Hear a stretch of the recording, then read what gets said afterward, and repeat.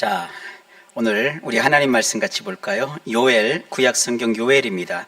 오늘은 찾기가 좀 힘들 텐데 요엘 2장 12절로 13절 말씀입니다. 저 같은 성경을 가지신 분들은 1271쪽입니다. 요엘 2장 12절로 13절입니다. 자, 주의 말씀을 함께 합독합시다. 시작. 여호와의 말씀에 너희는 이제라도 금식하고 울며 애통하고 마음을 다하여 내게로 돌아오라 하셨나니 너희는 옷을 찢지 말고 마음을 찢고 너희 하나님 여호와께로 돌아올지어다. 그는 은혜로우시며 자비로우시며 노하기를 더디하시며 이내가 크시사 뜻을 돌이켜 재앙을 내리지 아니하시나니. 아멘. 기도합니다. 주님, 오늘도 말씀하옵소서. 예수님 이름으로 기도하옵나이다. 아멘. 저는 오늘부터 소선지서와 함께 시원한 여름을 이라는 주제를 가지고 기획한 설교를 여러분 앞에 선포하려고 합니다. 처음 구상은 한 5회 정도에 걸쳐서 하려고 하는데요. 이 소선지서는요, 이렇게 빠지면 계속 빠져요. 깊은 바다 속에 들어가는 것 같아요. 그래서 5회가 될지 조금 더 늘어날지는 모르겠지만 일단은 5번에 걸쳐서 소선지서가 성경에 총 12권인데 12권은 다 살피지 못하고요. 그 중에서 여름을 나는데 도움이 될 그런 구절들만 추려가지고 한 5번에 걸쳐서 하려고 계획은 세웠습니다. 오늘은 첫 번째 시간인데 여호와께로 돌아올지어다. 이 말씀의 제목을 가지고 본문 요엘 2장 12절로 13절 말씀을 함께 살피려고 합니다. 자, 숨이 턱턱 막히는 폭염입니다. 뜨거운 태양 아래 잠시만 서 있어도 땀이 비 오듯 흐르고 견딜 수 없는 갈증이 밀려옵니다. 옛사람들은 무더위를 이겨내기 위해 나름의 지혜를 발휘했죠. 바람이 잘 통하는 모시옷을 입고 또 부채를 가지고 다니면서 부채질을 하고 또 밤에는 죽부인을 곁에 두고 시원한 바람을 느끼면서 잠을 청했습니다. 우리는 훨씬 나아졌죠. 에어컨과 선풍기 덕분에 훨씬 시원하게 여름을 보냅니다. 이처럼 육신의 더위는 시원한 냉방과 그늘을 통해 얼마든지 피할 수 있습니다. 그러나 성경은 오늘 우리에게 피할 수 없는 또 다른 폭염이 있다고 알려줍니다.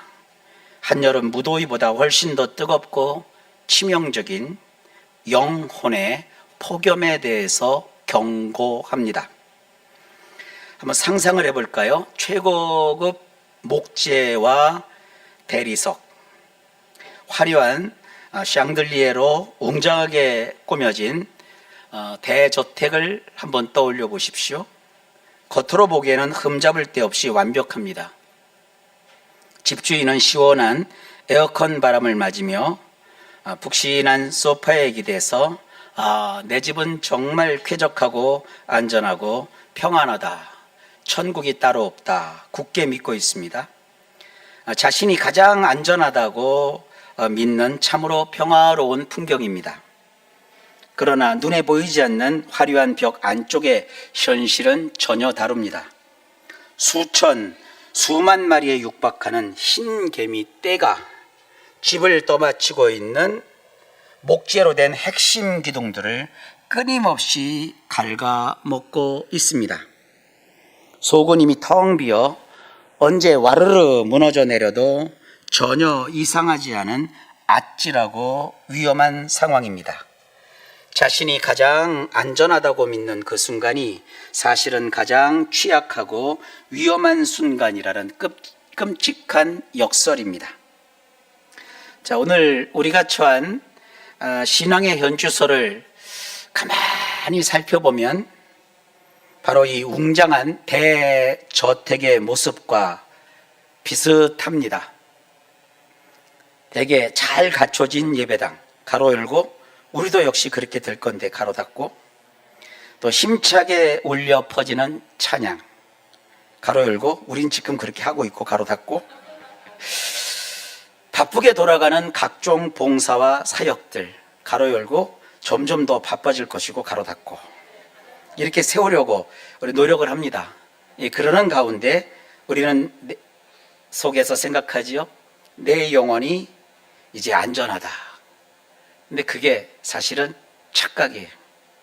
그렇게 될 거고 그렇게 할 겁니다만 그런 데서 우리가 신앙이 제대로 되고 있고 우리는 그래서 편안하다 이러면 착각이라는 얘기예요. 우리 이면에는 신개미 같은 요소들이 있어요. 대표적인 것이 소비주의라고도 부르는 세속주의, 그 다음에 종교적 타성. 우리 내면의 영적 기둥을 조용히 그러나 철저하게 이 세속주의와 종교적 타성이 무너뜨리고 있다고요. 이런 걸 꿰뚫어 보지 못하면 안 됩니다. 영적 생명력이 심각하게 고갈되어 메말라가는데도 우리는 하나님 앞에서 나 자신을 정직하게 직면하기보다 그저 듣기 좋은 위로와 심리적인 안정감에 취해 거짓된 평안에 안주하려는 그러한 중독 상태가 있습니다. 폭염으로 탈진한 사람, 영혼의 기둥이 갉아먹히고 있는 사람에게 필요한 것은 그저 목이나 죽여주는 미지근한 위로가 아닙니다. 잠들어 있는 영혼에, 잠들어 있는 그 양심에 확 끼얹어 그 영혼을 번쩍 깨우는 시원한 얼음 냉수 같은 영적인 교훈과 도전이 필요합니다. 안일함을 산산이 깨뜨리는 하나님의 거룩하고 준엄한 경고가 필요합니다. 우리는 장로교단에 속해 있고 개혁주의 신앙을 잘 배워서 알고 있습니다. 개혁주의 신앙의 핵심이 뭡니까? 우리가 구원받은 것은 우리의 행위로 말미암은 것이 아니라 100% 하나님의 은혜로 인한 믿음으로 말미암은 것이다. 틀림없는 사실이에요. 그런데 그런 놀라운 신앙의 진리를 성경을 통해서 우리에게 알려준 바울은 동시에 내가 구원에서 떨어질까 두렵다, 조심한다 라는 경고를 남기고 있어요. 이걸 개혁주의가 아닌 사람들은 오해해서 야 봐라, 믿음을 가진 사람도 구원이 안전하지 않다, 구원에서 얼마든지 떨어질 수 있다 이렇게 협박하는 신앙의 용도로 쓰는데 그건 아니고요. 우리는 견인이라고 하는 놀라운 기독교 교리가 있어요. 견인이라는 것은 견인차가 아니고요. 끝까지 하나님이 참아내시면서 구원받을 수 있는 자격조차 없는 우리를 멸망당할 처지에 있고 죽어야 마땅한 우리를 버리지 않고 죽이지 않고 끝까지 구원해 내신다는 하나님을 얘기할 때 우리가 견인이라는 교리로 표현하는 것이에요. 우리가 이 교리를 알고 있다고 해서 그래 나의 인생에는 신개미에게 갉아먹힐 일이 없다, 그러니까 안전하다 이러면 안 된다는 거예요. 교리적으로는 우리의 구원이 완벽하게 주님에 의해서 이루어지지만 우리는 그때그때마다 하나님이 우리에게 보내시는 거룩하고 준엄한 경고에 귀를 기울여서 나 자신을 돌아보고 때로는 나의 그 영적 그 비참함을 자각하는, 그래서 그 자리에서 오직 주님의 십자가 은혜만을 갈망하는 그런 과정이 꼭 필요합니다. 인간이란 그렇습니다. 하나님의 맹렬한 공의를 정면으로 마주할 때 비로소 우리는 자기 자신의 영적 비참함에 대한 처절하리 많지 철저한 자각을 가져야, 그래야 우리 그리스도인들에게 가장 훌륭한 인격이 나타나요. 겸손. 그리고 인생은 나 혼자만 사는 것이 아니라 서로 도와야 된다는 그 책임감, 이런 걸 느끼는 거예요. 내가 구원받았으니까 나는 구원을 확신해. 그는요, 교리상에서 그냥 그렇게 개인적으로 확신하시라고요.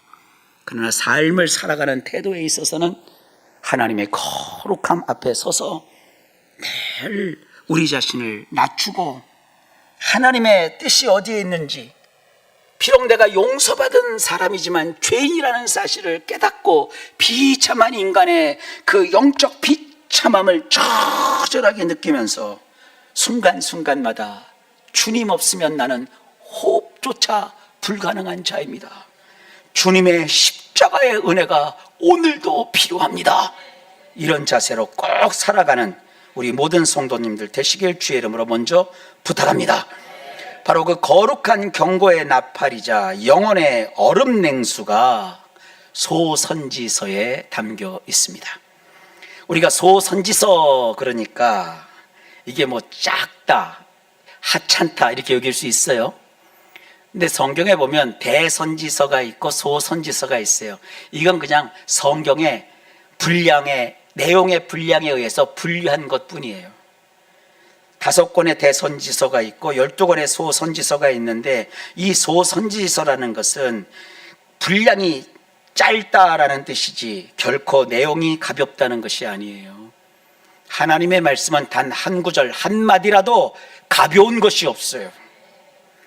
오히려 짧은 분량 안에 하나님의 메시지가 가장 강렬하게 농축되어 있습니다. 소선지서를 살피는 게 어려워요. 그래서 많은 설교자들이 이 소선지서를 가지고 설교를 잘 안 해요. 제가 그 안 하는 설교를 지금 도전을 해서 펼쳐내고 있는 것입니다. 그러니까 이 선지서 설교가 다 끝날 때까지 저를 위해서도 여러분 계속 기도해 주시면 감사하겠습니다. 흔히 소선지서는 무서운 심판과 재앙만 가득한 책으로 오해받기 쉽습니다.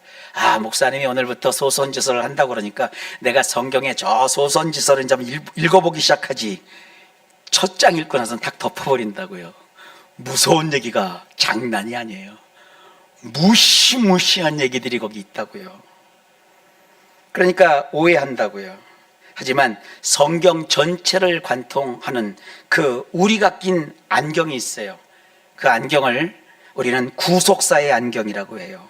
이 사는 뭐냐? 역사할 때 그 사고, 또 어떤 분에는 실처럼 연결되어 있다 그래서 실사를 쓰기도 해요. 구원의 역사, 구원을 이루시는 하나님의 뜻에 맞춘 그 안경으로 이 성경 본문을 들여다보면 완전히 다른 그림이 펼쳐집니다. 소선지서의 무시무시한 경고들은 우리를 멸망시키기 위함이 아니라 우리 속에 있는 죄를 예리하게 도려내고 궁극에 가서 우리를 온전하게 회복을 이루기 위해서 하나님께서 치밀하게 계산해 놓으신 은혜의 장치입니다. 이번 여름 우리는 소선지서를 통해 주님께서 피어 올리시는 거룩한 불길 앞에 서려고 합니다. 그 불길은 우리를 태워 없애는 심판의 불이 아니라 우리 안에 죄를 불태워 하나님께로 더 가까이 돌아오게 하는 은혜의 불입니다. 이 맹렬한 말씀 앞에서 나 자신의 거짓된 평안을 깨트리는 자만이 심판을 넘어 부어주시는 하나님의 긍휼과 궁극적인 회복을 만나게 됩니다.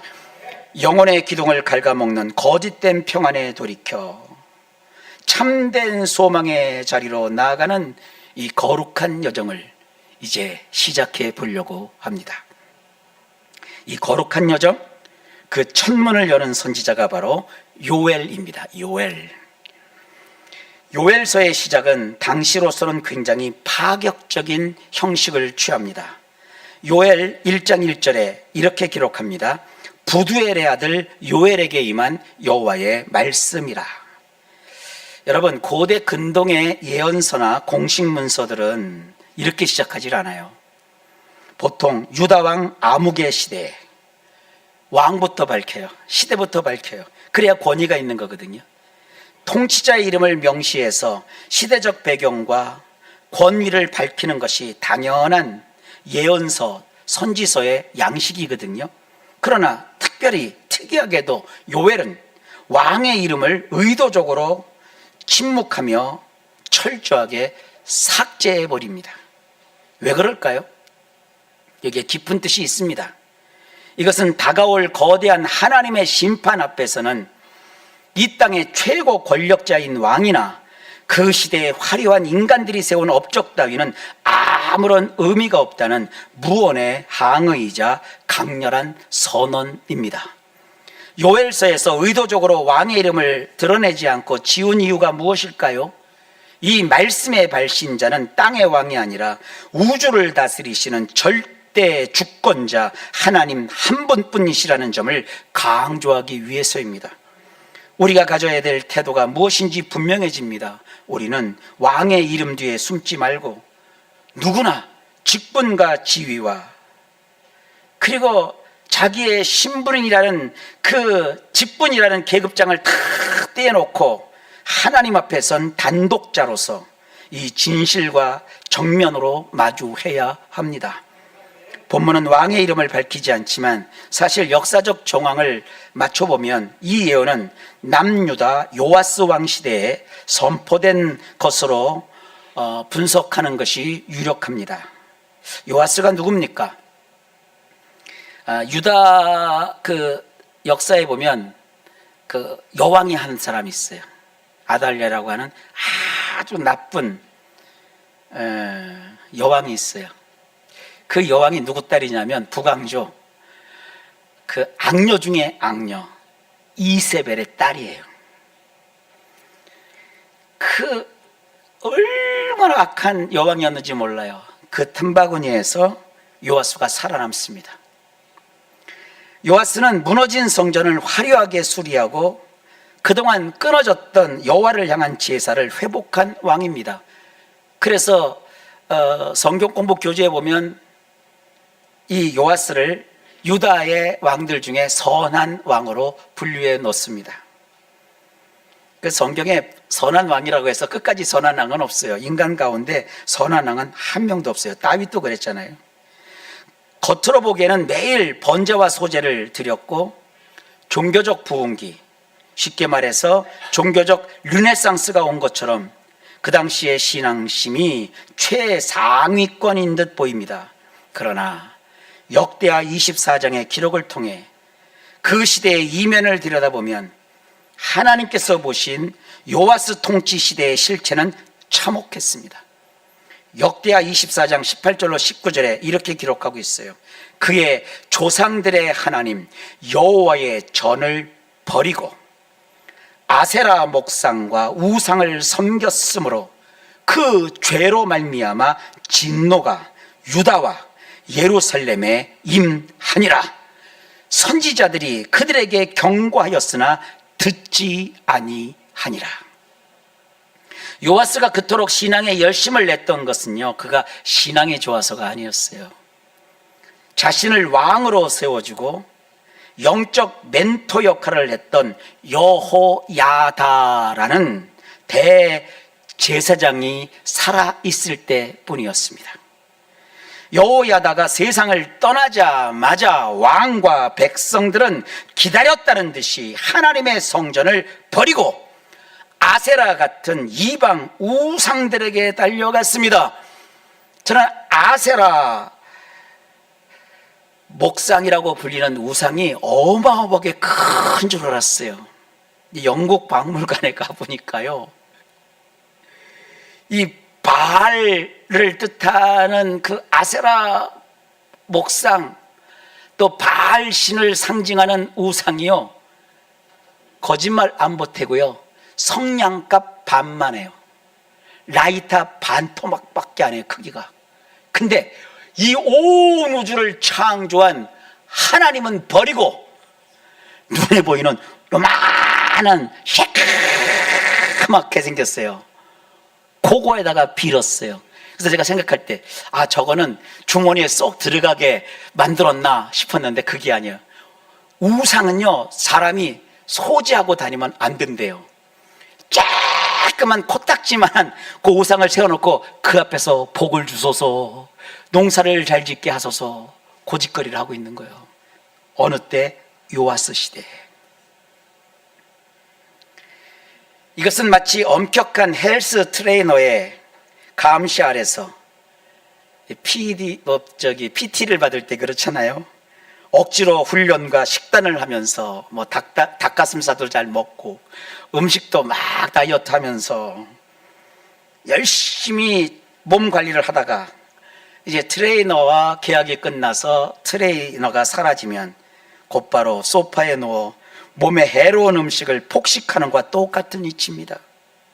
여호야다가 있을 때는 여호야다가 시키는 대로 오직 하나님만 바라봤다가 여호야다가 싹 가버리고 나니까 이제 하나님은 버리고 자기들 멋대로 살아간 거예요.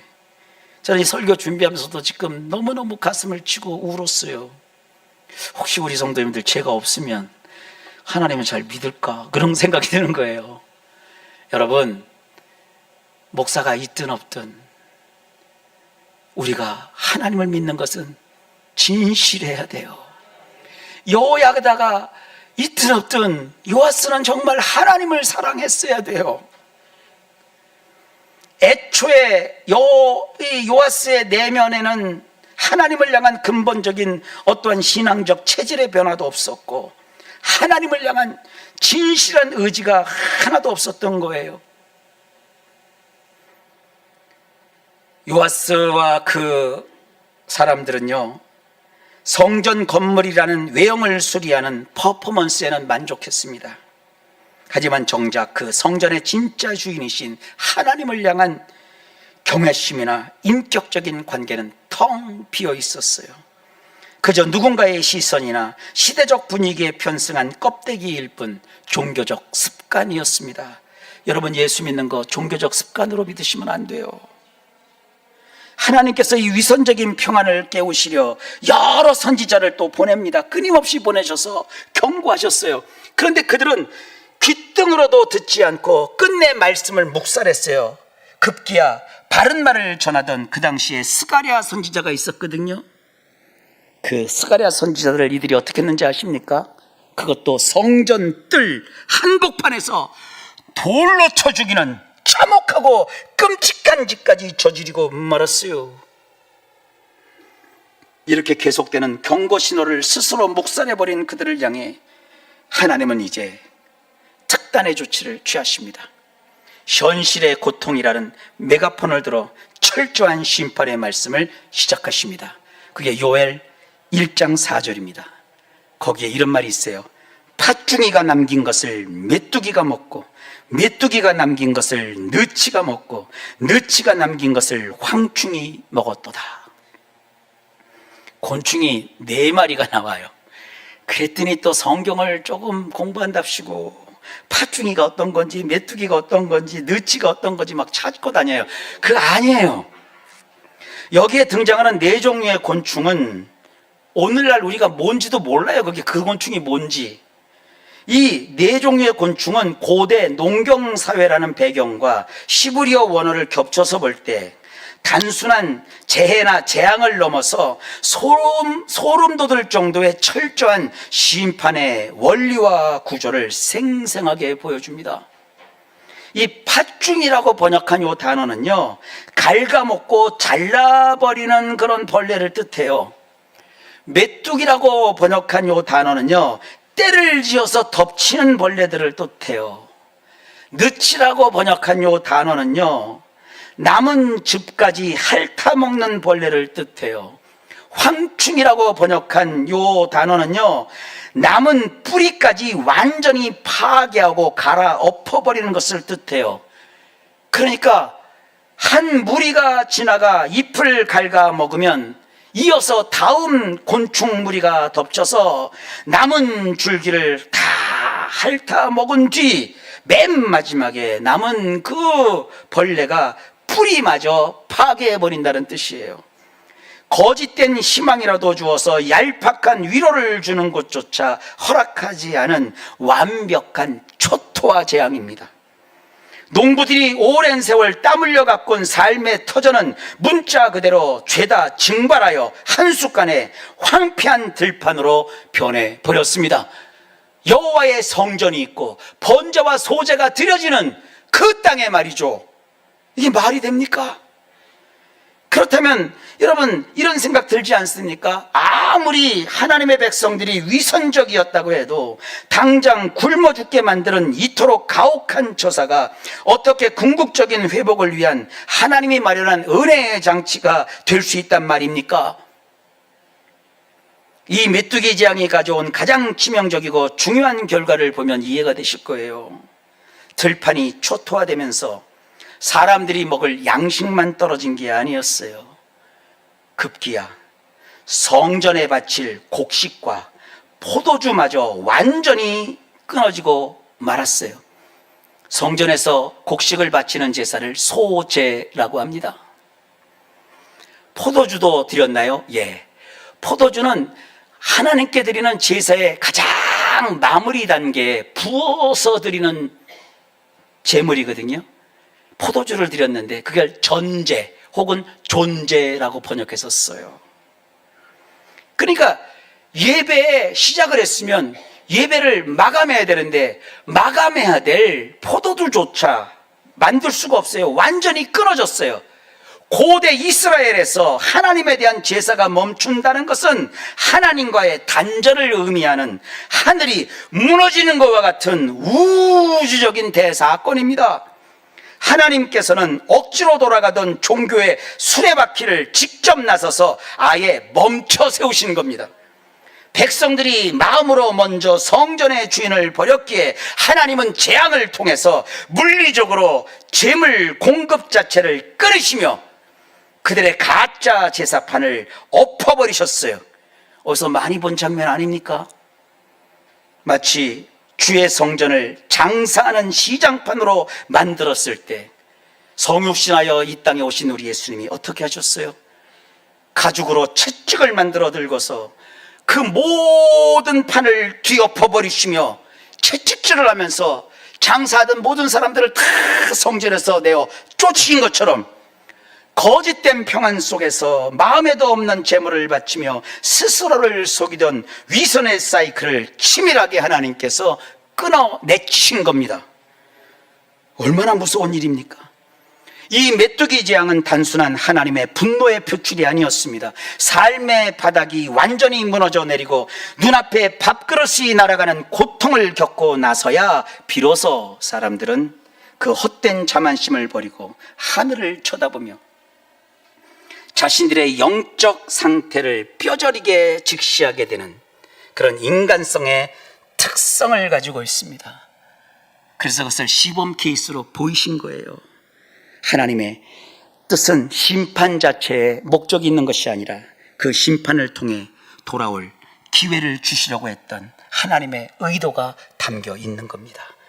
주님의 뜻은 분명해요. 그러니 지금이라도 내게 돌아오라. 심판보다 먼저 돌아올 길을 열어주신 극약 처방이자 자비로운 경고였어요. 엄마들도 애들 키울 때 많이 하잖아요. 너 엄마 말 안 들으면 국물도 없는 줄 알아. 그 밥 안 줘요? 너 아빠 말 안 들으면 집에 한 발자국도 못 일어나? 그럼 문 잠궈버려요? 아니죠. 왜 그러는 거예요? 제발 엄마 마음을 좀 알아줘. 아빠의 단호한 말을 좀 듣고 좀 정신 좀 차리고 네가 참 잘했으면 좋겠어. 그거 아니에요? 똑같아요. 하나님하고 인간하고 다를 바가 뭐 있어요? 왜냐? 인간은 하나님의 형상대로 만들어졌기 때문이에요. 지금이라도 돌아오라. 지금이라도 돌아오라. 우리가 거짓된 평안과 세상에 의지할 것들에 안주할 때 하나님은 때로 우리가 붙들고 있던 것들을 흔들어 버리심으로 다시 하나님만 바라보게 하십니다. 우리가 하늘 높은 줄 모르고 쌓아 올린 바벨탑이 무너지는 그 텅 빈 자리에서 비로소 우리 인간은 하나님이 계신 저 높고 푸른 하늘을 바라보게 됩니다. 대전 하늘에서 별 본 지가 며칠이나 되셨습니까? 대전도요. 옛날 등화관제 훈련할 때 불 다 끄면 저 시골에서 옥천거 시골이나 이런 데서 보는 것처럼 막 눈이 막 부실 정도로 하늘에 별들이 총총히 박혀 있다고요. 근데 조명이, 인간들이 켜놓은 조명이 너무 밝으니까 그 별빛이 잘 안 보였던 거예요. 똑같아요. 이스라엘은 지금 하나님의 별빛을 봐야 되는데 그걸 못 보고 있는 거예요.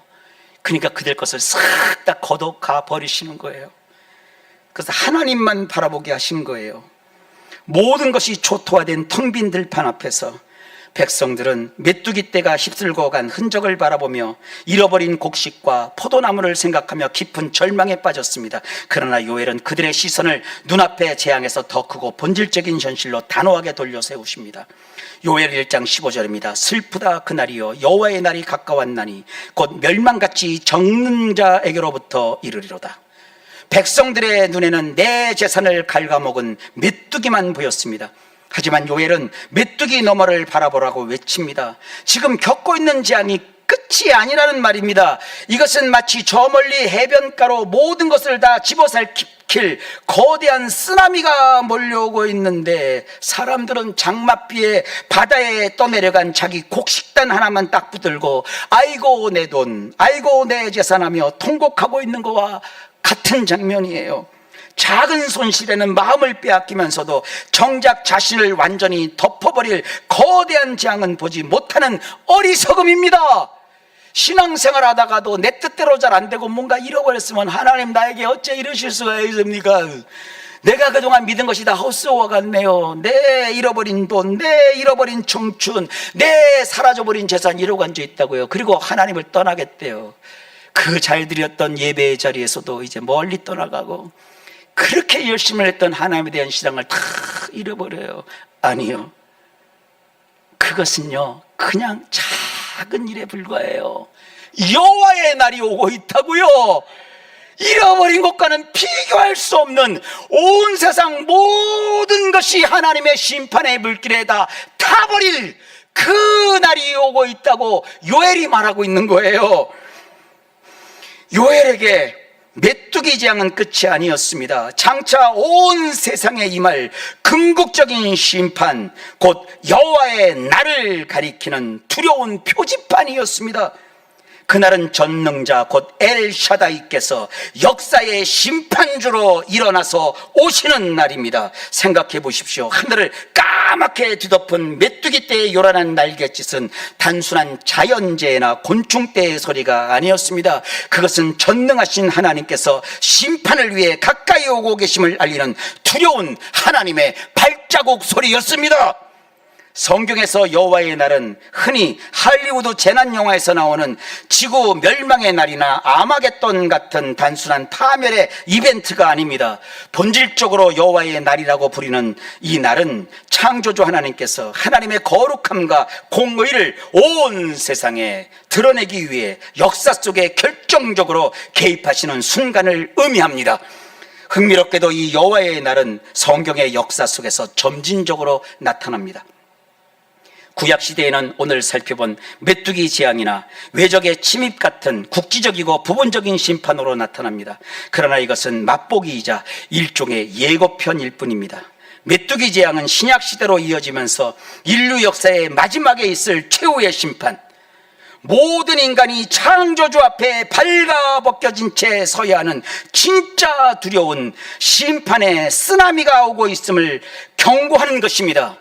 주님께서 다시 오시는 그 재림의 날, 하나님을 거역하는 모든 죄악은 완전한 심판을 받고 하나님의 나라가 온전히 드러날 것입니다. 그런데 결코 놓치지 말아야 될 대반전이 하나 있습니다. 구약의 선지자들이 이 두려운 심판을 그토록 목 터져라 외친 이유가 무엇일까요? 성도들을 겁주고 공포로 통제하기 위해서일까요? 절대 아닙니다. 성경이 큰 환난과 심판을 이야기하는 유일한 목적은 사람들을 두려움에 빠뜨리려는 것이 아니라 회개를 촉구하고 하나님께 돌아오게 하려는 데 있습니다. 멸망시키려는 것이 아니라 돌아오게 하려는 하나님의 애끓는 호소입니다. 오늘날 우리도 다르지 않습니다. 고난이 찾아오면 우리는 잃어버린 것만 바라봅니다. 건강을 잃었다고, 물질을 잃었다고, 소중한 사람을 잃었다고 마음 아파합니다. 물론 그것도 참 아픈 일입니다.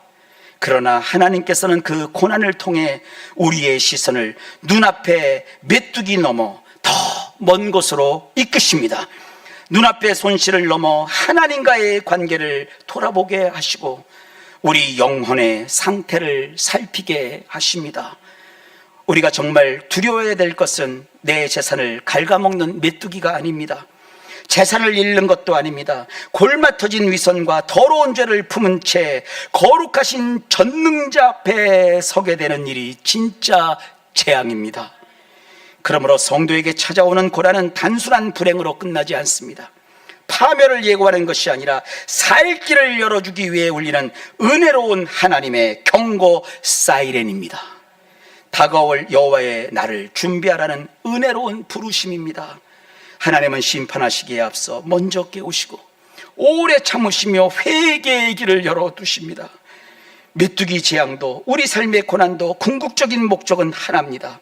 우리를 멸망시키는 데 있지 않고 하나님께로 돌아오게 하려는 데 있습니다. 저도 목회하면서 많이 느껴요. 저도 성공하는 목사 되고 싶고 정말 잘하는 목회하고 싶죠. 근데 저는 그것이 저의 목적 아닙니다. 처음 하나님이 명받고 대전에 와서 저 용도동 아파트 5층에서 개척을 시작했을 때 너무 절망스럽더라고요. 그때 솔직히 제가 대전 안 내렸으면 제가 어하나 대표였을 거예요. 한국 대표. 서류 다 가고 거기서 그때는 초청을 받아야 갔거든요. 초청장이 오고 있을 때 하나님이 저를 갑자기 대전으로 휘몰아쳐 보내시더라고요. 그래서 저는 대전에 오면 막 엄청난 큰 부흥이 일어날 줄 알았어요. 근데 그게 아니요. 지금도 제가 지금 서운한 게 하나 있더라고요. 성도님들이 이제 믿음이 조금씩 들어가니까 헌금을 하기 시작하더라고요. 조금씩 헌금을 하시는데 처음으로 그때 교회 재정에 5만 원이 들어왔대요. 저 같았으면 목사님 하나님이 은혜를 주셔서 5만 원을 주셨으니 목사님 보니까 쌀도 없어갖고 굶으시던데 다른 거 드시던데 이 쌀이라도 한 5만 원이면 그때 한 가마죠. 한 가마 팔아드릴게 이랬으면 제가 서운하지 않았죠. 저기 잘됐다. 내가 요즘 임신했는데요. 내가 떡이 먹고 싶었는데 그래서 떡하죠 이러던 거예요. 아무것도 아닌데 그땐 서운하더라고요. 그래서 제가 낙심하고 있었어요. 보니까 아무것도 없고 안 왔으면 미국 가는 건데 안 왔으면 그냥 인생이 그런 건데 그런 게 있었어요. 근데 이 목사님 당찬 게 있잖아요. 딱 오더니 당당하게 내가 하나 물어볼게 그러시는 거예요. 뭐려? 그랬더니 너 내가 딱 보니까 실망하는 것 같은데 올 때는 네 맘대로 온 것 같아도 갈 때는 네 맘대로 이제 못 가는 거야. 그래서 뭐라는 줄 알아요? 여기 한 20여 명 모이는데 여러분 아파트에 20여 명 모이는 거 장난 아닙니다. 꽉 메어 터지니까 막 계단까지 서갖고 예배를 드렸어요. 여기 있는데 이 사람들 한 사람도 빠짐없이 우리 주님 오실 때 다 천국 가게 할 자신 있어? 그러더라고요. 와, 전 그걸 생각도 못했어요.